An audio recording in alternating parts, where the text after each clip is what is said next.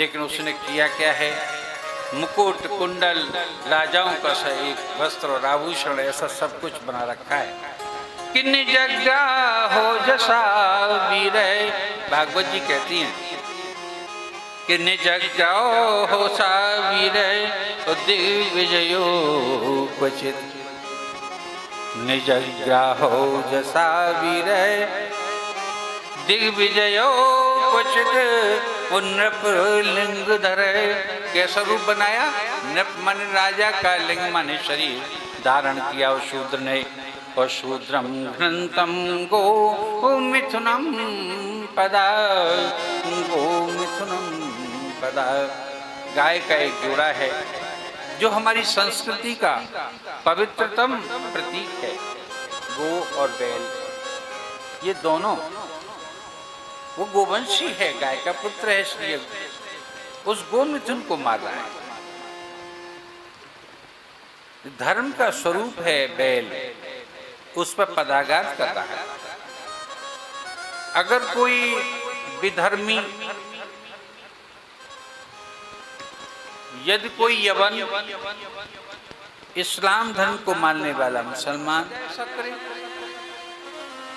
एक क्षत्रिय राजा ऐसा करे, एक ब्राह्मण व्यक्ति होकर के कोई आचार्य ऐसा करे, तो वहां एकदम शंका होती है। तो उन्होंने तुरंत अपना रथ रोका। उस दृश्य को देख करके राजा परीक्षित ने और रथ रोक करके गए, ये क्या कर रहे हैं आप हैं कौन? आप इसलिए कहा कि वो राजसी वेश में हैं, मुकुट इत्यादि धारण किए हुए है। चौका देखा, धर्म के 4 चरण गिनाए हैं। क्या है चार चरण धर्म के? कि तप शौचम दया सत्यम इति पादा कृते कृता। ये 4 पैर निश्चित किए गए हैं, कृते कृता निश्चित किए गए हैं, तय किए गए हैं धर्म के हैं। कि तप पहला चरण तप है, और शौचम पवित्रता दूसरा चरण है, और दया तीसरा चरण है, और सत्य चौथा चरण है। और तप पवित्रता दया सत्य सतयुग में ये 4 चरण ही हैं युग के हिसाब से। ये 4 युग है ना हमारे। सतयुग पहला चरण है, त्रेता दूसरा युग है, पहला युग दूसरा युग, और द्वापर तीसरा युग है, और कलयुग चौथा युग है। तो एक एक चरण धर्म का आदरणीय भक्तों एक एक युग के हिस्से में है। बड़े ध्यान से 1 मिनट सुन लीजिए, बड़ा अच्छा समझ में आ जाएगा कि हमारे जो एक तरह से सतयुग की मर्यादा है, उसमें केवल तप है, केवल तप है, केवल तप है। उद्धार होगा, प्रभु के दर्शन होंगे, सब कुछ मिलेगा। किससे मिलेगा? केवल तप से, केवल तप से, केवल तप से। कुछ और करने से कुछ नहीं मिलने वाला। अब दूसरा त्रेता आएगा, त्रेता युग आएगा, तो त्रेता में क्या हो जाएगा? उसमें केवल पवित्र रहिए, पवित्र रहिए, केवल पवित्र से तन को भी पवित्र और मन को भी पवित्र रखिए। 3-3, 4-4 बार स्नान, मन में कोई भी कषाय ना आने जाना, काम क्रोध लोभ मोह मद मात्सर्य से विहीन पुरुष। वाह क्या योग रहा होगा त्रेता योग, ये राम का योग है। बोलिए वृंदावन बिहारी लाल। और द्वापर जो तृतीय युग है हमारा, इसमें क्या प्रधान बन गया? इसमें दया प्रधान बन गई। बोलिए वृंदावन बिहारी लाल की जय।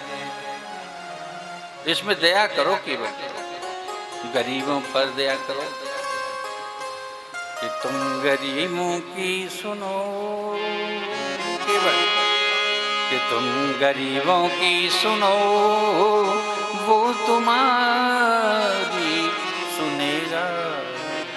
तुम 1 पैसा दोगे, वो 10 लाख देगा। ये दया है। दान जब ही होगा जब पहले दया आएगी आपको। बिना दया के तो दान हो ही नहीं सकता, धर्म भी नहीं हो सकता। करुणा भी जगेगी तो दया और करुणा तो एक ही है, दोनों में अंतर क्या है? थोड़ा बस सोचने का अंतर है। लेकिन इस कलयुग में आकर के तो सत्य रहेगा मेरे भाई। बोली वृंदावन बिहारी लाल की। और सब तो झूठा मिलेंगे तो यह कलयुग में मिलेंगे, कोई सत्य बोलेदार होना है।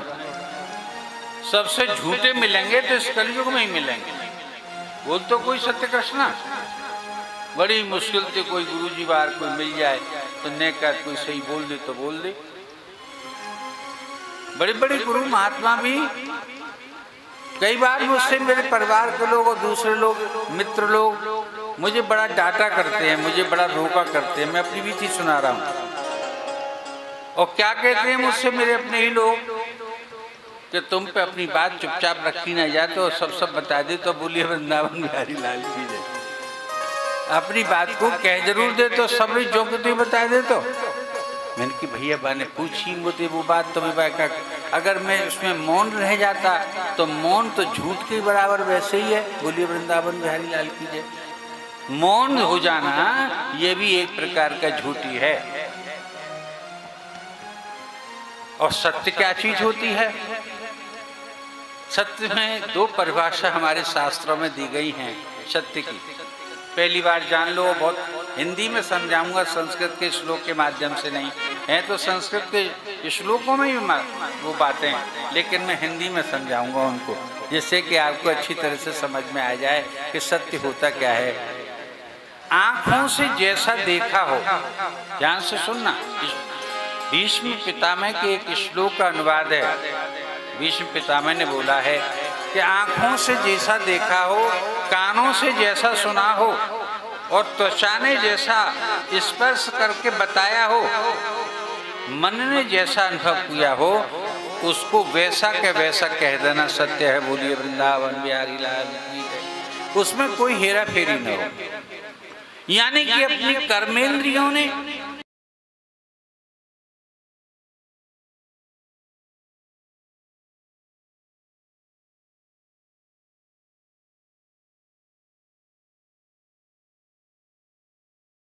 वृंदावन बिहारी लाल की जय। एक गाय जा रही है साहब, एक उसको कसाईयों ने पकड़ लिया है मेरे भाई। उस गाय को 3 दिन तक कुछ दिया नहीं, उसको काटने की तैयारी थी, सींगों में बांधा था, पैरों में बांधा था। अब वो तेज तर्रार गाय थी, शक्तिवर संपन्न भी थी। जैसी वो खोल करके काटने के लिए लाए, 2 कसाई थे। गाय ने समझ लिया कि ये मेरे प्राणों पर आ बनी है, एक बार प्रयत्न करके देख लूं। वो एकदम भागती है, एकदम उनसे झटका दे करके मार करके उनको भागती है और छूट करके। अब तो दोनों कसाई उसके पीछे भागते हैं और आगे आगे गाय तेज भाग रही है, पीछे पीछे फरसा लेकर के, गड़ासा लेकर के कसाई भाग रहे हैं उस गाय के पीछे। एक चौराहा आया, गाय आगे भाग गई, वो तेज भागती है, वो नेक पीछे रह गए। आधा किलोमीटर का तो अंतर रह गया होगा। वो जब तक गाय गई चौराहे से, यानी किस रास्ते पर चली गई, वहाँ 2-4 लोग पहले से खड़े थे। उन्होंने भागती हुई गाय को देखा कि वो इस रास्ते से गई है। वो 2-3 लोग थे वहाँ पर। तब तक फरसा लेकर के कसाई आ गई और पूछने लगे उन दोनों तीनों से, हिंदू भाइयों से, कि भैया आपने एक बंधी हुई गाय थी और वो ऐसे ऐसे पैरों में और उनके उसके सांकल वाकल बंधी थी, वो आपने कहीं देखी है क्या? अगर आपने सही सही रास्ता बता दिया, क्योंकि आपकी आंखों ने तो वो सही देखा है ना कि वो पूरब वाले रास्ते पर गई है। आपकी इंद्रियों ने वो सही देखा है ना, आपकी ज्ञानेंद्रिय, आपके मन ने भी वो सही देखा है कि पूरब वाले रास्ते गई है। और अभी अभी ज़्यादा से ज़्यादा किलोमीटर दूर हो गई, कसाई दौड़ करके उसे पकड़ लेंगे, उसकी हत्या हो जाएगी। बोलिए वृंदावन बिहारी लाल की जय। उन दोनों तीनों ने सोचा, मांजरे को तुरंत भांप लिया। उन्होंने पूरब की जगह पर पश्चिम बता दिया कि यूँ इधर गई है भैया, अभी अभी जाके चलो जा और वो मिल जाएगी। तो ये बोले और गाय स्वतंत्र होकर के चले गई। ये किसान के यहाँ पर किसान ने उसके बंधन खोल दिए और बंधन खोल करके उसको नार चारा डाला। अंत में वो उसके यहाँ प्यास पड़ी, उसने उसको दूध पिलाया, अपनी ममता बिखेरी उस किसान के ऊपर। जय हो मेरे प्रभु। ये है परिणाम में सत्य, उसका रिजल्ट अच्छा आ गया, उसका परिणाम अच्छा आ गया। तो इसको हमारे वेदों में क्या कहा है कि सत्यम ब्रूयात ऋतम ब्रूयात। वेदों कि हमको सत्य बोलना चाहिए और सत्य अगर किसी भी तरह से न बोल पाए तो हमको रितम बोलना चाहिए। अब तो कहीं कहीं तो जैसा आंखों से देखा हो और जैसा कानों से सुना हो वो सत्य से ज्यादा रित बढ़िया होता है, जिसका परिणाम अच्छा हो। तो ये हमारे इस कलयुग की विशेषता है। 3 चरण मारे जा चुके हैं, उस बैल के एक पैर से खड़ा है, उसमें भी वो अपनी पदाघात कर रहा है। उस पर आक्रोश किया, आक्रोश करके राजा ने तलवार निकाली। उस शूद्र रूपी कलयुग को कि तू हमारे धर्म के प्रतीक को, उस गाय को, गाय बैठी हुई थी, बैल एक पैर से खड़ा हुआ था, उसका एक ही पैर रह गया था, अर्थात सत्य रहता गया था, और तीनों पैर उसके जा चुके थे, क्योंकि कलयुग युग युगों में एक एक चीज छीण हो गई थी, एक एक पैर उसका। वो तो धर्म था कि उन्होंने तलवार निकाली कि मैं तुझे मार दूंगा, बता।